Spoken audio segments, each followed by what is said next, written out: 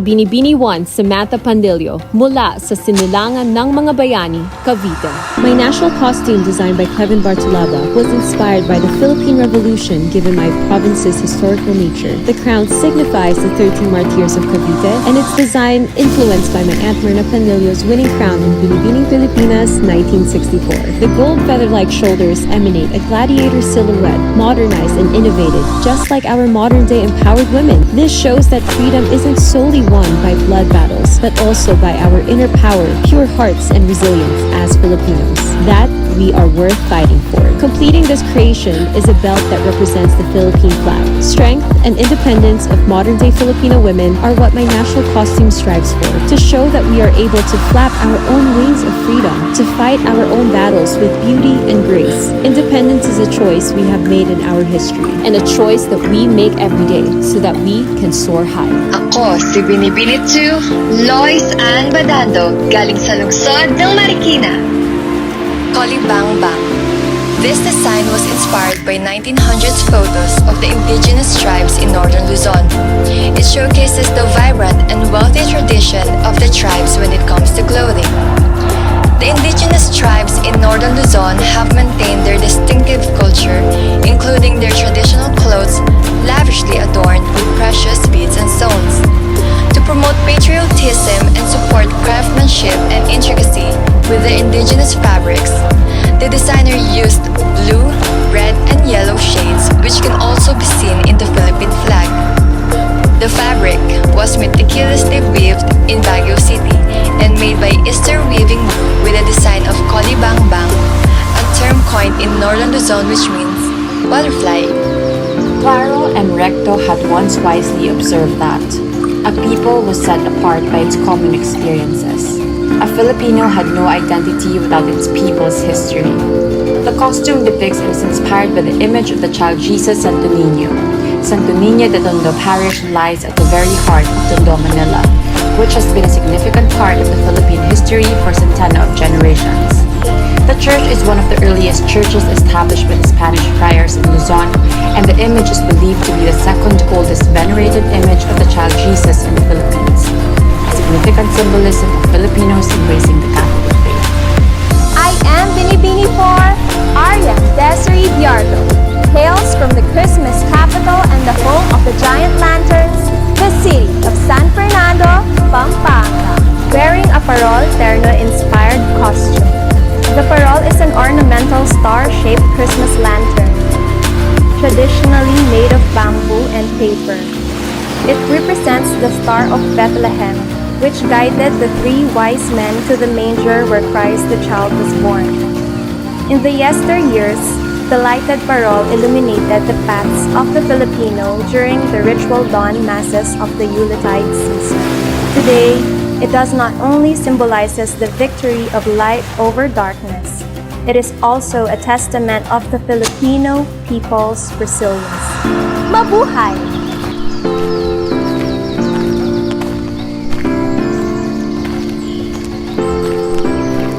Ako si Binibining 5, Princess Kian Estela Guandon, galing sa Occidental Mindoro. Ang suotang ito ay sumisimbolo ng kultura, tradisyon, sining at kabuhayan ng mga mangyan. Ang mga mangyan ay kilala sa pagiging masipag at malikhain. Ang kanilang pangunahing hanap buhay ay pagtatanim ng palay, gulay, prutas at pag-iisda. Ang buntot ng aking kasuotan ay nagsisimbolo sa dagat kung saan kumukuha ang mga mangyan ng kanilang ikinabubuhay, at ang detalye sa pang-itaas na kasuotan naman ay nagsisimbolo ng kultura at sining. Isa sa pangunahing likhaing sining ng mga mangyan ay ang pakudos, na sa paniniwala ng mga tutubo ay nagtataboy ng masasamang espiritu sa kapaligiran. Ang mga aksesoryong mangyan din ang nagbibigay palumuti sa aking buhok, lieg at bewang na magpapakita ng pagiging malikhain ng mga mangyan sa larangan ng sining at kultura.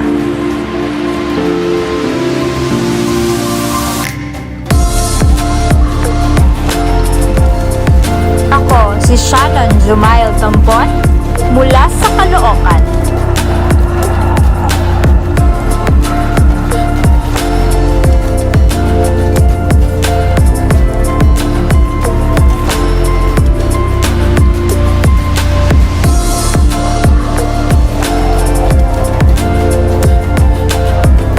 Ang kasuotan ay lumalarawan sa tanyag na monumento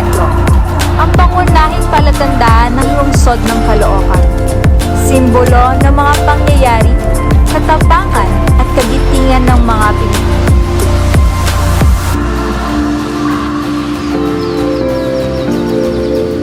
Ang modernong kasuotan ng lakambini ng Caloocan ay hango sa kasuotan ni Andres Bonifacio, na hawak ang tabak at bandila ng katipunero.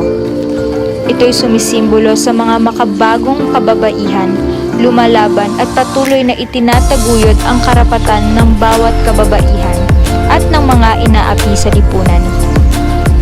Isang adhikain na mula noon hanggang ngayon ay patuloy na isinusulong upang manatili ang pagkakapantay-pantay ng karapatan ng bawat mamamayang Pilipino.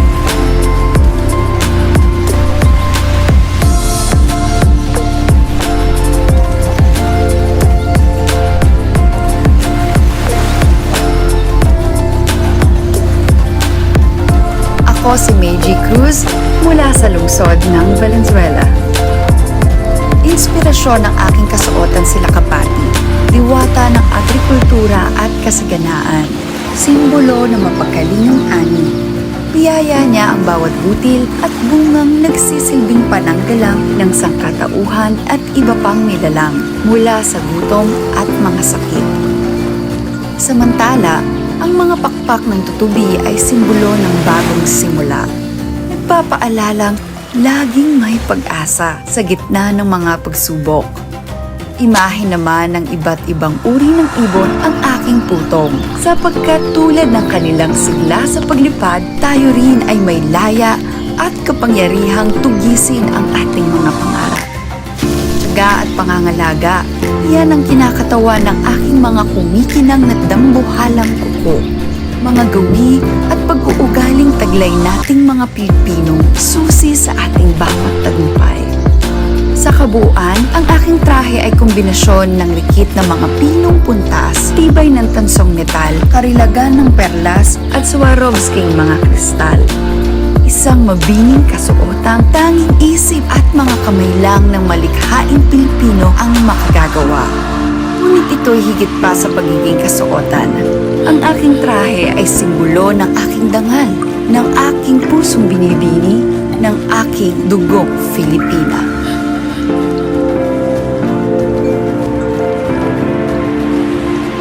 The land of thousand colors. Quezon Province is known for its quaint towns and serene nature views. Not only are we proud of the rich coconut plantations in the province, but we also want to highlight the native dance that is truly Quezonian, the Jota Gumaconda. Quezon is also famed for the celebration of the Philippines' most colorful harvest festival, Pahiyas. When one hears Pahiyas, keeping immediately comes to mind. It is a reflection of our farmers' gratitude for a very bountiful harvest. Kaya, meron na sa napakamakulay na lalawigan ng Quezon.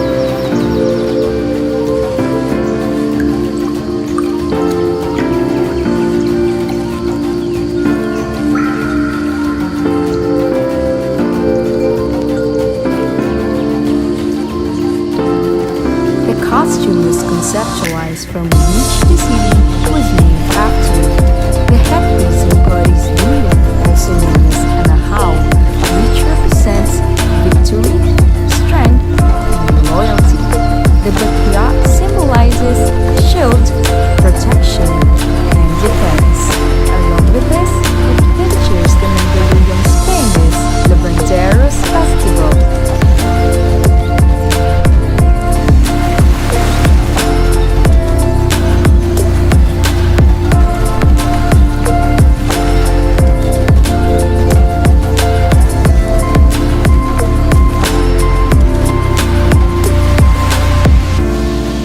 Ako si Binibining Maureen Monteng, galing sa Padre Garcia, Batangas. My national costume is a reflection of history, culture, and the resources that has made Batangas an economic power. Evidenced by the Kalatagan pot, Batangas antedates the Hispanic influence as it has already thrived as small lacanantes scattered in its plains and high grounds. Long before the Spanish colonization, these lacanantes were already producing their own food like rice and coconuts. This costume strives to incorporate these historical and cultural dimensions into a stunning masterpiece, a fashion statement that tells the past, present, and future of the beautiful province. Batangas stands resilient, having experienced both volcanic eruption and the pandemic. This is a reminder of the hero in each and every Batangueño, rising despite all adversities. A mystical Sari Manok-inspired costume that is depicted as a fowl with colorful wings and tail. The magnificent yellow modern Filipiniana gown that represents the color of hope and joy amidst the crisis that the world is facing now. Embellished with jeweled Sari Manok patches on the bodies of the gown, adorned from the famous and unique embroidery technique in Bukawi, Bulacan called Cadineta. An art that has been passed on through generations, a world-class craftsmanship, a masterpiece that is regarded as a beacon of yearning through these trying times. A modern, mythical, and cultural Filipiniana ensemble by the renowned Filipino designer Paolo Blanco. This is your Binibining 11, Bianca Luis Marcelo from Bukawi, Bulacan. Ako si Cinderella Feo Banyera, galing sa lungsod ng ginintuang pagkakaibigan at pintuang daan ng Hilagang Mindanao, Cagayan de Oro, Misamis Oriental.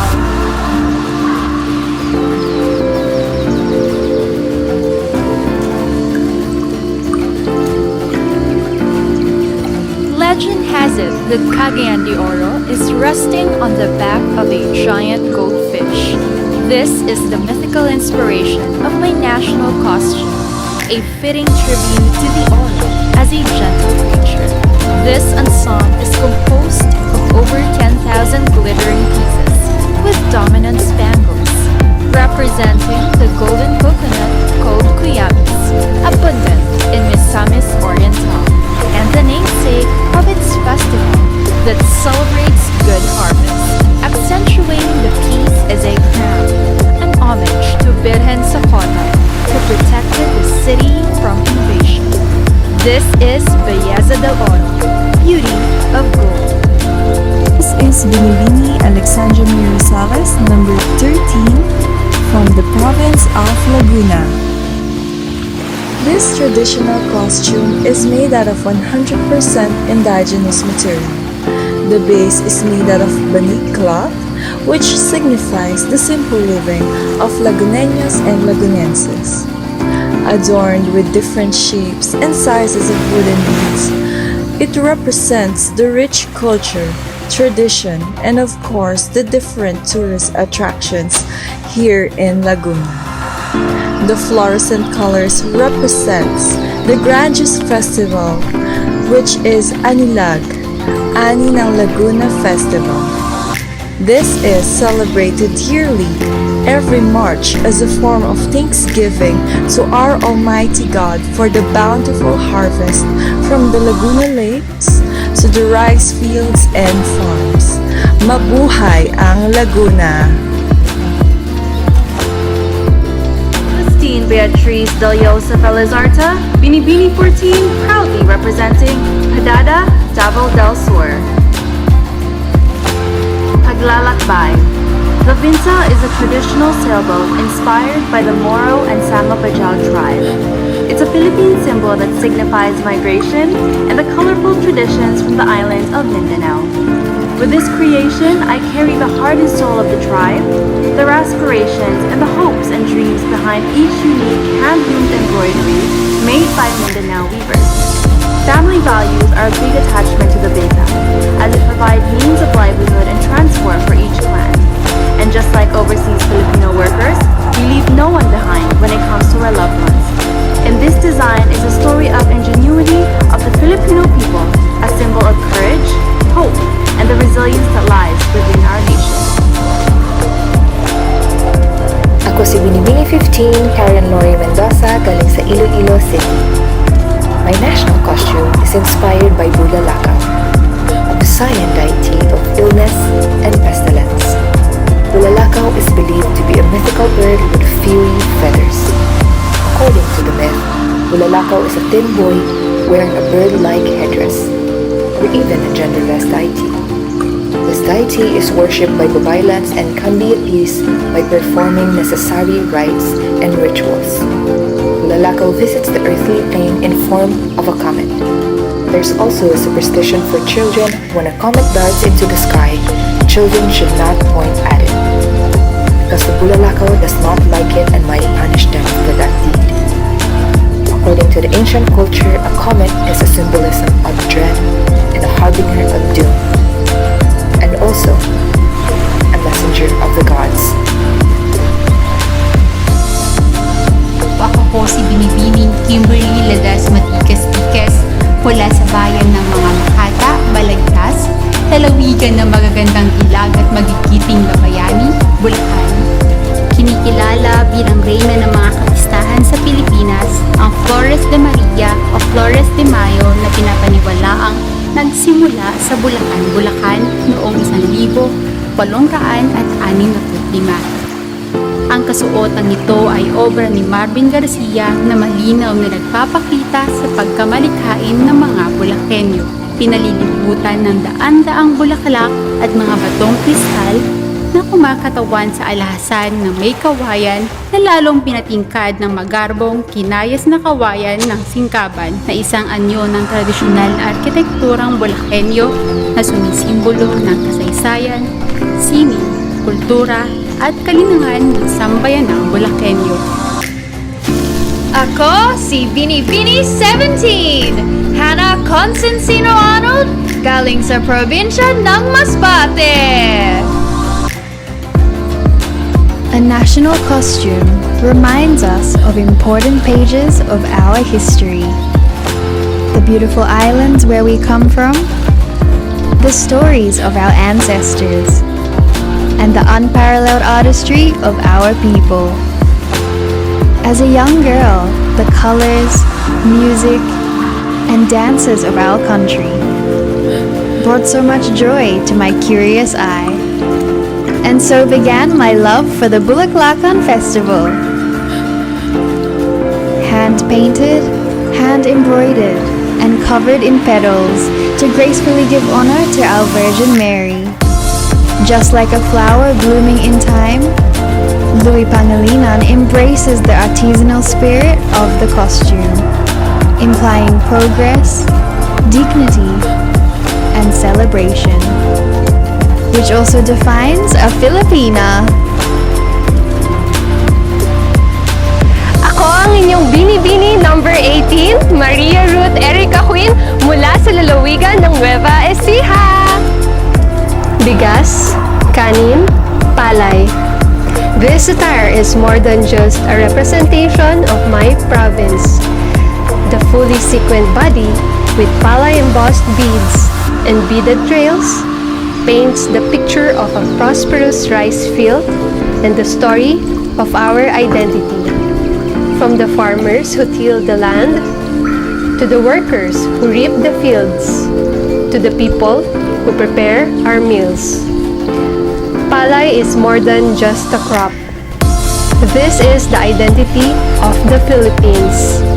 It represents hardship during planting and tranquility during harvest.